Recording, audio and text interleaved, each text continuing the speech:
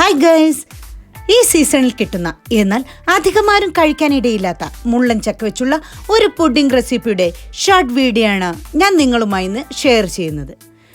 മുള്ളൻ ചക്ക കുരുകളഞ്ഞ് മധുരത്തിന് പാകമായ പഞ്ചസാരയും പാലും ചേർത്ത് ജ്യൂസാക്കി വെക്കുക.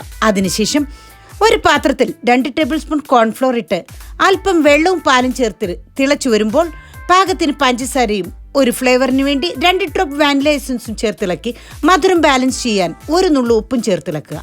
ഇനി ഇതിലേക്ക് മുള്ളൻ ചക്കയുടെ ജ്യൂസും ചേർത്തിളക്കി മിൽക്ക് മെയ്ഡും കൂടെ ചേർത്തിളക്കുക. ഇനി ഇത് പുഡിംഗ് ട്രേയിലേക്ക് ഒഴിച്ച് തണുത്തതിന് ശേഷം കഴിച്ചു നോക്കൂ. ഒരു പുഡിങ്ങും ഇത്ര ടേസ്റ്റിൽ നിങ്ങൾ കഴിച്ചിട്ടുണ്ടാവില്ല.